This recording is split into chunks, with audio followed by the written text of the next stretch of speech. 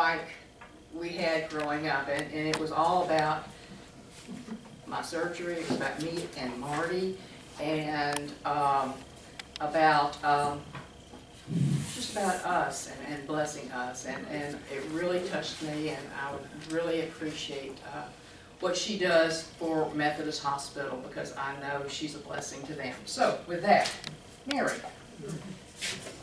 here's your necklace for today. Hanging over you, and you don't have to touch it. Yay. Good morning. Good morning. Thank you so much for the invitation to be with you all. It was my pleasure to get to know Pam and Marty while you all were in the hospital. And I am most grateful for this opportunity to be with you. Yes, my name is Mary. I'm a recovering Southern Baptist. There's a passage in the Bible, the first letter to John's epistles, to a variety of congregations, that he writes these letters and then he sends them to a congregation who reads the letters and passes them on to another gathering and reads the letters and passes them on. In that first letter, this is what John says, and I'm reading from Eugene Peterson's translation, The Message. The way we know we've been transferred from death to life is that we love our brothers and sisters. Anyone who doesn't love is as good as dead. This is how we've come to understand and experience love. If you see some brother or sister in need and have the means to do something about it, but turn a cold shoulder and do nothing, then what happens to God's love? It disappears. And you made it disappear. Well, I am a single, professional, degreed woman who owns a house and a car and 2 cats and no biological children. I don't have children of my body, but I have 6 children of my heart. My 3 nieces, Ashley, Summer, and Holly, and my 3 nephews, Matthew, Pat, and Alan. I adore them, and I would lay down my life for any one of them. They are now full-grown up adults and have families of their own. But like any good aunt or parent substitute, I want to be able to do for them if and when they need or want something. So my having the opportunity to do something for my heart children is a real rush for me. Well, Ashley and Holly, my nieces, are the family sports fanatics. But Holly especially, she is this huge Colts fan. She's a little disappointed right now, but she's this huge Colts fan, and I'm talking, she takes her 11-year-old son Miles to games. She has the clothes, the home decor, all the stuff that proves her devotion.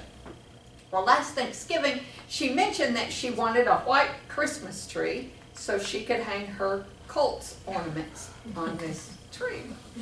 So early in December, I found this ad that had white Christmas trees on sale. So I called my sister, her mother, and I said, I'll go buy this tree and bring it over. Wouldn't it be fun to sneak into Holly's apartment and set this tree up while she and Miles, interestingly enough, were at a Colts game? My sister's response was, you don't need to do that. You should go and get your own tree set up first, and you spend your time and your money doing what you want to do. Well, that was what I wanted to do. Well, then my nephew, Matthew, and his wife and family were coming from Kansas the weekend after Christmas to see my mother, his 92-year-old grandmother, who lives in an assisted living place in Henderson. I live in Henderson too. He called and asked if they could stay with me since I live just around the corner from my mom. I was thrilled. So I started planning. They were just going to be there one night, and head back the next early afternoon. So I started planning meals. What would I do for Caitlin, who is 12, and Tyler, who is 10? And since I live by myself, I don't cook a lot. Like, never. If you can't peel cellophane off and throw it in the microwave, I don't eat it. But I was excited about having somebody to cook for. And then my mom said, I don't want you to bother. We'll just go out and eat. Oh. Well, I was still thinking about those two situations with some folks trying to make things easier for me. And in their defense, I really do think they were trying to make things easier for me. When I came across an article about the 61st Avenue United Methodist Church in Nashville. This church takes donations from all over the city of Nashville, some 20,000 gifts worth upwards of $200,000, and they sponsor what they call the Last Minute Toy Store. It's a store of sorts for Christmas gifts to families who had missed the deadline for toys from other organizations. The article told of the hundreds of volunteers who joined the members of this little tiny congregation to pull off this huge endeavor. Many of the volunteers received some kind of assistance themselves. The article pointed squarely to the issue of the importance of ministry with the poor instead of ministry for the poor. And it clicked in my head that doing ministry with folks who are struggling rather than for them is just like my trying to do things for Holly and Matt. I realized that in the process of my sister and mom trying to help, that they had actually taken the opportunity for me to do what I could for my niece and nephew. Because they are not children of my body doesn't mean that I don't want to do for them. And just because people are struggling financially and may not have the money to buy things for other people doesn't mean that they have nothing to give. Mother Teresa says, we think sometimes that poverty is only being hungry, naked, and homeless. The poverty of being unloved, unwanted, and uncared for is the greatest poverty.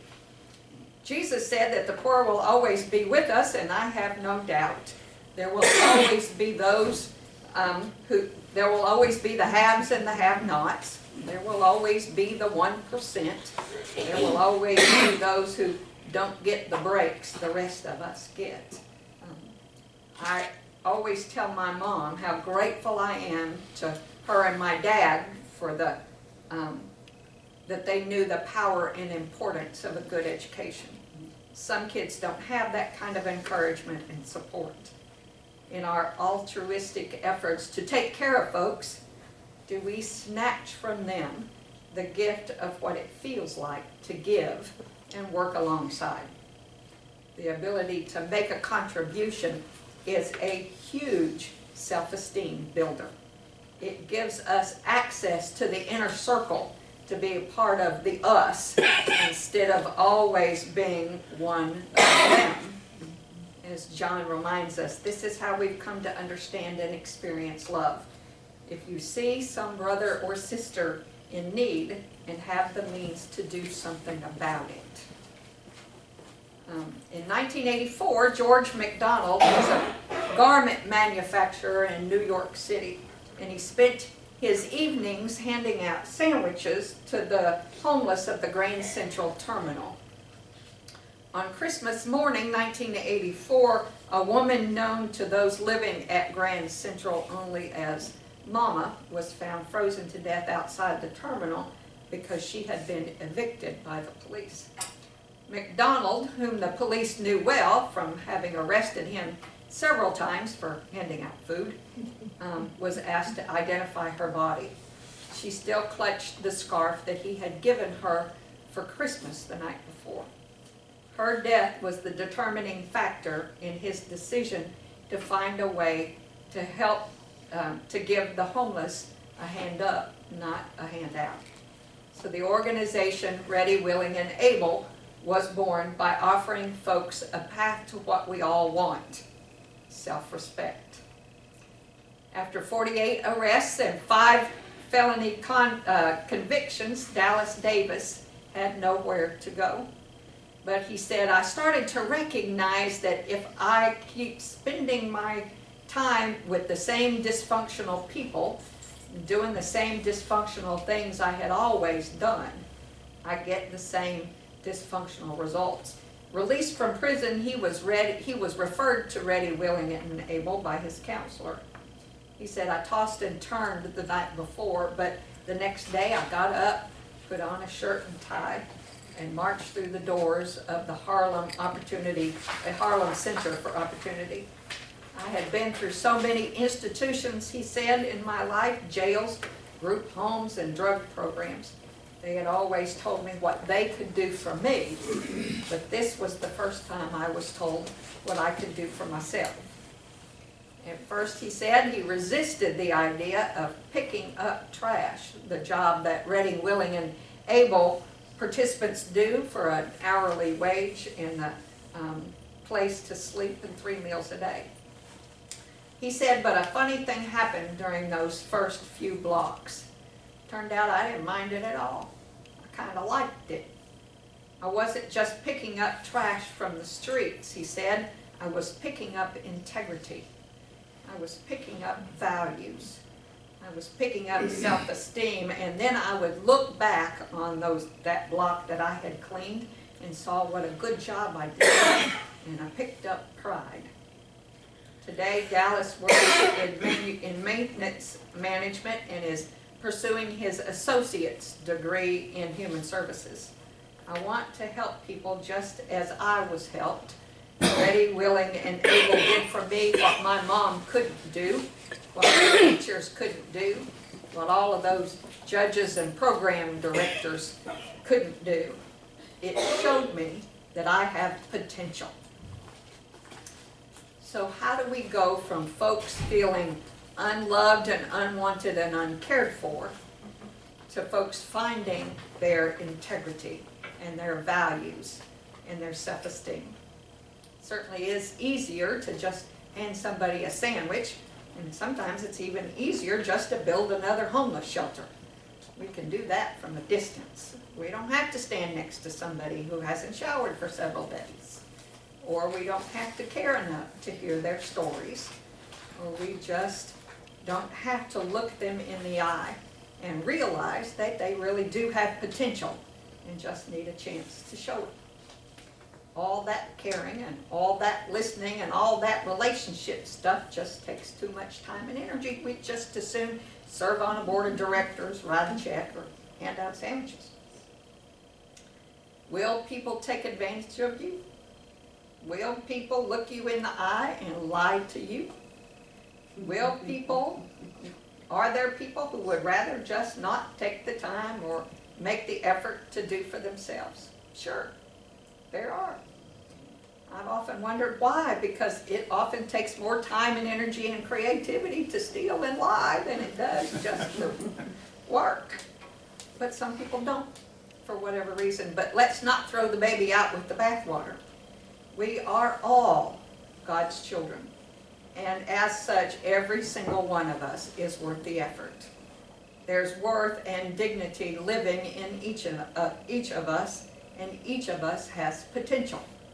We all have been given gifts and talents to share, but we don't know what they are if all we do is hand out sandwiches. Working alongside somebody with talents, and especially talents different from mine, is great fun. Being part of a team that solves problems is energizing, and it validates our talents. It builds our self-esteem. God knows that we are better standing shoulder to shoulder on level ground. Think about it. When have we as a country been at our best? After September the 11th, 2001. After the Katrina disaster. after the oil spill in the Gulf. We are at our best when disaster strikes, and we work alongside each other to help reclaim our lives. We show up and build a Habitat for Humanity house because the family whose house that you are building is working right next to you. And that family is very proud of the house they're about to move into. We allow folks the ability to reclaim their dignity, their self-respect when we work with each other rather than for each other. My favorite boss was a pastor I worked with in a church in Greenville, South Carolina. He was an amazingly talented and brilliant man. And while I understood that he was my supervisor, he understood that I brought talents to my position that he didn't have. He treated me with respect. He treated me like I had a brain in my head. He would come by my office and invite me to go have a milkshake at his favorite spot, and then we would just sit and talk. I learned 10 years worth of life lessons in the 18 months we got to work together. Treating our fellow earth walkers with respect and dignity, working alongside them as they figure out how to hit that reset button, making sure that they know that they are loved and wanted and cared for. That's how we can look up and know that the kingdom has come. Working for the poor is a bad idea. It's a hierarchy. It's the us versus them mindset. Working with the poor means we all have a stake in the outcome. We all have a contribution to make. We are all in this together. As John reminds us, the way we know we've been transferred from death into life is that we love our brothers and sisters. Amen.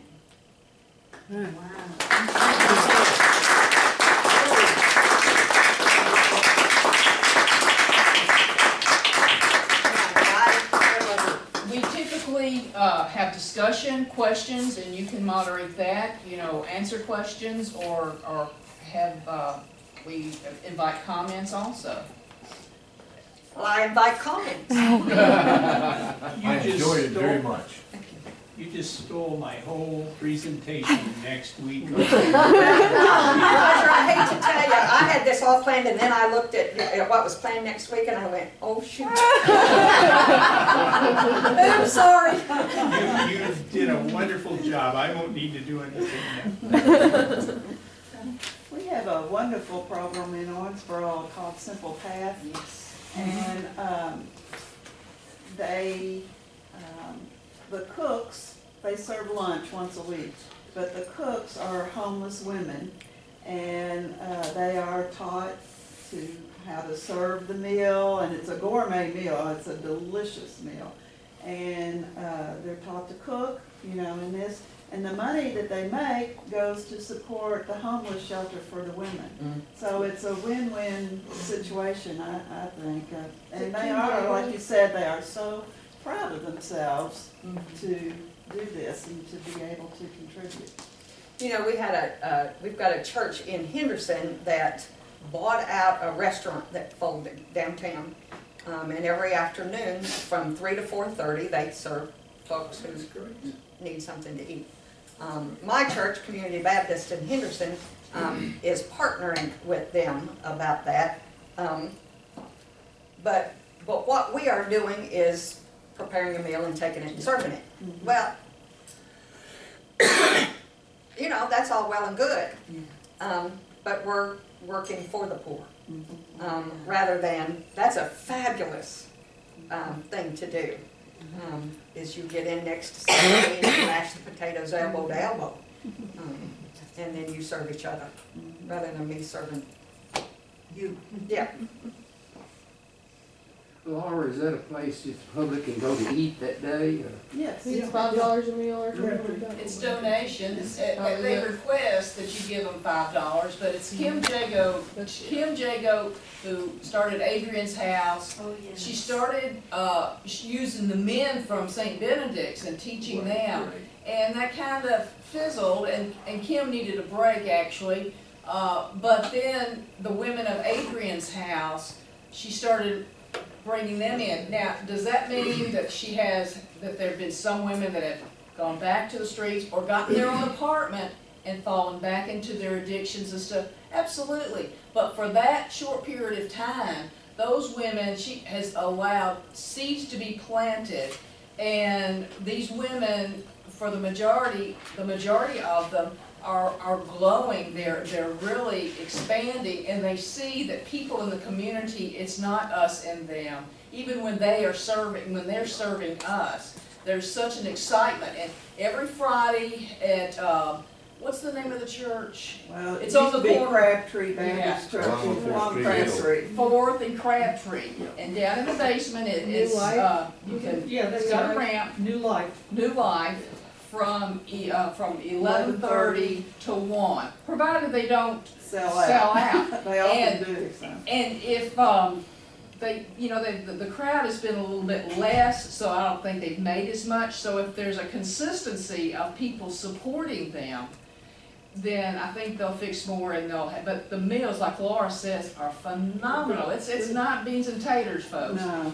And it for us, it opens up new avenues of taste for me, and new recipes, and the excitement that you see. I mean, the energy in that place is phenomenal. So I invite you to come. On Friday. Now, that's sort of across from, used to be a sort of a bread Yes, wholesale and place. that's now a Thrift shop. thrift shop. Thank you. Yeah. I think, Mary, you covered every principle that. Yes, you did. That was wonderful. My cup has been filled. To me, it seems like it's giving people a sense of purpose. Something to do. Everybody needs something to do, That's right. so. And everybody has talents to do something. God did not create you talentless. When you work along someone, then you don't feel under someone, That's and you right. don't feel different than someone. And I've had a lot of times didn't have places to go, lived in my car for a couple of days, and whenever you get that hand up, but you can work alongside them. There's just great respect that you have for them, but you also gain it within yourself. And I think your vibration just turns up, and you have a purpose and a connection with someone, and you don't feel lower than someone. And that's a beautiful thing, is to work alongside someone. Beautiful. Anybody else? Outstanding. Yes, yes. Thank you for the I think we invitation. have been deemed speechless, which is very rare in the world of Unitarians. We're always saying, I'm a Unitarian, I have a question. Okay, but this time I think, it's been wonderful. Thank you. Thank you.